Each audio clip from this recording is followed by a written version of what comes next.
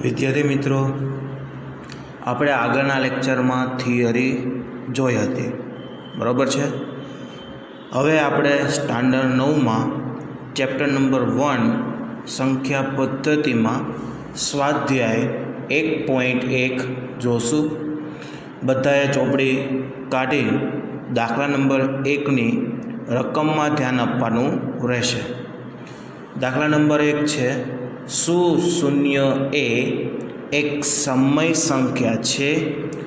શું તમે તેને પી પૂર્ણાંક તથા ક્યુ શૂન્યોત્તર પૂર્ણાંક હોય તેવા પી ક્યુ માટે P/Q સ્વરૂપમાં લખી શકાશો અથવા લખી શકશો?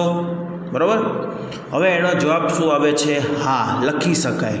કેમ લખી શકાય? તો નીચે મેં એના કારણો દર્શાવ્યા છે. તો શૂન્ય એ સમય સંખ્યા છે. કઈ સંખ્યા છે વિદ્યાર્થી મિત્રો? સમય સંખ્યા છે, બરાબર છે. હવે એની આગળ બીજો પોઈન્ટ જોવો જોઈએ કે શૂન્ય એ પૂર્ણ સંખ્યા પણ છે. પૂર્ણ સંખ્યાની શરૂઆત ક્યાંથી થાય? શૂન્યથી થાય. એટલે આ સંખ્યા પણ શું છે? પૂર્ણ સંખ્યા છે તથા પૂર્ણાંક સંખ્યા પણ છે. હવે પૂર્ણાંક સંખ્યા કઈ રીતે? કે પૂર્ણાંક સંખ્યામાં 3 સંખ્યાનો સમાવેશ થાય. કેટલી સંખ્યાનો સમાવેશ થાય? 3 સંખ્યાનો. એક ઋણ પૂર્ણાંક, 2 ધન પૂર્ણાંક અને 0. આ 3 સંખ્યાનો સમાવેશ થાય એટલે તથા પૂર્ણાંક સંખ્યા પણ છે. તેવી રીતે આગળ જોવા જઈએ તો દરેક પૂર્ણ સંખ્યા તેમજ દરેક પૂર્ણાંક સંખ્યા એ સમય સંખ્યા છે જ. દરેક પૂર્ણ સંખ્યા તેમજ દરેક પૂર્ણાંક સંખ્યા એ સમય સંખ્યા છે જ, બરાબર છે. હવે જો ફરી એકવાર જોઈ લેવી કે શૂન્ય એ સમય સંખ્યા છે, શૂન્ય એ પૂર્ણાંક સંખ્યા છે તથા પૂર્ણ સંખ્યા પણ છે, બરાબર છે. હવે જો શૂન્ય પૂર્ણ સંખ્યા હોય કારણ કે શૂન્યથી શરૂઆત થાય છે, પૂર્ણાંક સંખ્યા પણ હોય કારણ કે એમાં 3 સંખ્યાનો સમાવેશ થાય છે, ધન પૂર્ણાંક, ઋણ પૂર્ણાંક અને 0. અને દરેક પૂર્ણ સંખ્યા તેમજ દરેક પૂર્ણાંક સંખ્યા એ સમય સંખ્યા જ છે. તેથી શૂન્ય એ P/Q સ્વરૂપમાં અનેક રીતે લખી શકાય. કેવી રીતે લખી શકાય? અનેક રીતે. જેવી રીતે જોવા જઈએ કે 0/5, 0/11, 0/-3. ટૂંકમાં જોવા જઈએ તો 0/Q. આ મેં Q લખ્યો છે, બરાબર છે વિદ્યાર્થી મિત્રો. એ શૂન્યોત્તર પૂર્ણાંક છે. કયો પૂર્ણાંક છે? શૂન્યોત્તર પૂર્ણાંક છે. ઓકે. હવે આપણે વિદ્યાર્થી મિત્રો દાખલા નંબર જોશું 2. 3 અને 4ની વચ્ચેની 6 સમય સંખ્યાઓ શોધો. 3 અને 4ની વચ્ચે 6 સમય સંખ્યા શોધવાની છે. જેમાં આપણે જોશું 3 અને 4 વચ્ચેની 6 સમય સંખ્યા શોધવાની હોવાથી આપણે બંને સંખ્યાઓ 3 અને 4ને છેદમાં 7 એટલે કે 6 + 1 આવી રીતે સમાન હોય તેવી સમય સંખ્યા તરીકે દર્શાવીએ. હવે આપણા છેદમાં કેટલા છે? 3 છે, બરાબર છે. બીજી સંખ્યા કઈ છે? બીજી સંખ્યા આપણી પાસે છે અને 4. આના છેદમાં કશું નથી. કેટલા મૂકી દેવાના? 7. 22/7, 23/7, 24/7, 25/7, 26/7, 27/7, બરાબર છે. આ આપણો પહેલો આન્સર મળી ગયો. પહેલી રીત આપણે કરી. બીજી રીતે જોવા જઈએ તો 3 = 0.3 લેવાના, 3.0 લેવાના. 3 = 3.0 અને 4 = 4.0. હવે આ બંનેની વચ્ચે પણ 6 સમય સંખ્યા છે. 3.1, 3.2, 3.3, 3.4, 3.5, 3.6, બરાબર. તો આપણને મળશે 7/2, 13/4, 15/4, 25/8, 27/8, 29/8. આ રીતે કોઈ પણ તમે સમય સંખ્યા શોધી શકો છો, બરાબર છે। તમને જે રીત સારી લાગે તે રીતે તમે દાખલો ગણી શકો છો। પહેલી આપણી પાસે 3/5 અને 4/5 વચ્ચેની સંખ્યા 5 સમય સંખ્યા શોધવાની છે। 3/5 અને આ બાજુ 4/5 છે। હવે એવી સંખ્યા આપણે પસંદ કરવાની જેનો જવાબ આપણને સમછેદી અપૂર્ણાંક મળે, સાથે સાથે ઉપરની બંને સંખ્યાની વચ્ચે આપણને 5 સમય સંખ્યા મળે। તો હું શું કરું છું વિદ્યાર્થી મિત્રો, 3 અને 5 કેટલા વડે ગુણી નાખું છું? બંનેને 6 વડે। કેમ સાહેબ 5 વડે ના ગુણી શકાય? 5 વડે ગુણી શકાય, પણ આપણે 5 તારીખ કેટલી થશે? 15। અહીંયા 5 ચોક કેટલી થશે? 20। તો 15 અને 20ની વચ્ચે સમય સંખ્યા 5 મળશે નહીં, એટલે આપણે કેટલા લેવા પડશે? 6 લેશું। 3/5ને 6 વડે ગુણી નાખીએ, 4/5ને પણ 6 વડે ગુણી નાખીએ, એટલે આપણે અહીંયા મળશે 3 6 18, 6 5 30।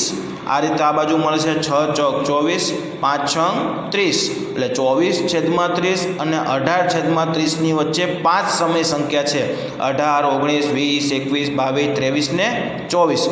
એમાં પહેલી અને છેલ્લી સંખ્યા નહીં આવે, બરાબર છે। બાકીની વચ્ચેની કેટલી સમય સંખ્યા છે? 5। કઈ કઈ છે? 19/30, 20/30, 21/30, 11/30, બરાબર છે। હવે આના તમે વિદ્યાર્થી મિત્રો છેદ ઉડાડશો એટલે અહીંયા જો 7 તારીખ કેટલા થાય? 21, તો 10 તારીખ કેટલા થાય? 30, 0 0 જાય, આ બાજુ 11 દુ 22 અને 15 દુ 30, બરાબર। એટલે આપણે અહીંયા લખી શકીએ 19/30, અહીંયા 0 0 કેન્સલ થઈ ગયા એટલે 2/3, આ બાજુ 7 કેટલા છે? 10, એટલે 7/10 લખ્યા। અહીંયા પણ છેદ ઉડાડ્યા એટલે 11 કેટલા આવે? 15, અને છેલ્લે 23/30।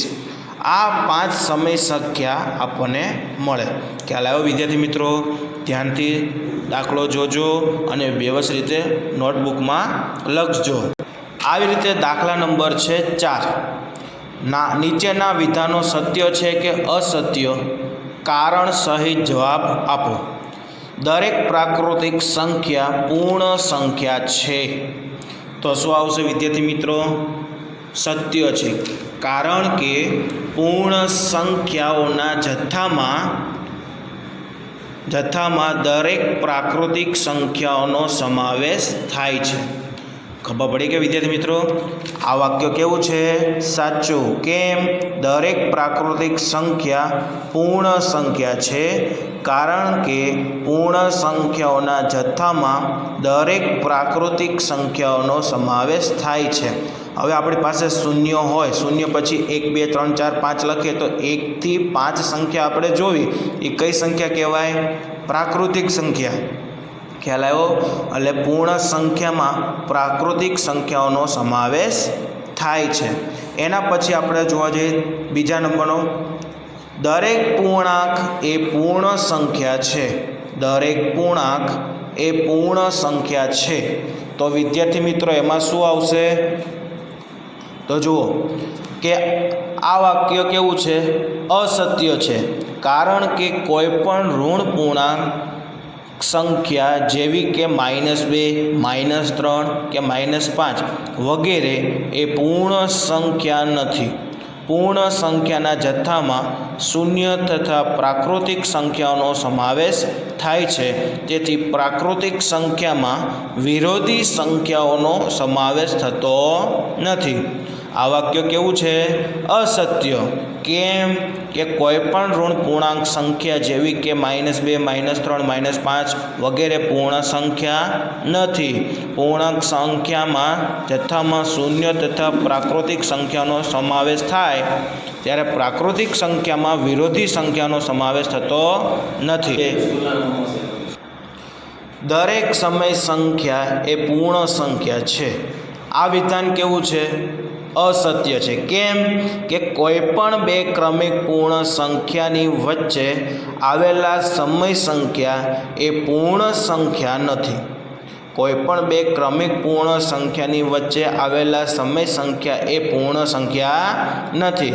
દાખલા તરીકે જોઈ તો પૂર્ણ સંખ્યા 2 અને 3ની વચ્ચે આવેલ સમય સંખ્યા 5/2 એ પૂર્ણ સંખ્યા કહેવાય ના કહેવાય? બરાબર છે, એટલે તે પૂર્ણ સંખ્યા નથી. ખ્યાલ આવ્યો વિદ્યાર્થી મિત્રો? આવી રીતે આપણે આ લેક્ચરમાં આપણે નોટબુકમાં ભણ્યું. બરાબર છે, આવતા લેક્ચરમાં બનશે ત્યાં સુધી આપણે બોર્ડ ઉપર વર્કિંગ કરીને બતાવશું. બરાબર, શક્ય હશે તો, નકર પછી નોટબુકમાં આવી રીતે જોશું. અને વિદ્યાર્થી મિત્રો, તમે પણ આ રીતે વ્યવસ્થિત રીતે લખાણથી લખજો, જેથી કરીને તમારા દાખલામાં ક્યાંય ભૂલચૂક થાય નહીં. બરાબર છે, આવતા નેક્સ્ટ લેક્ચરમાં આપણે મળશું. ત્યાં સુધી નમસ્કાર.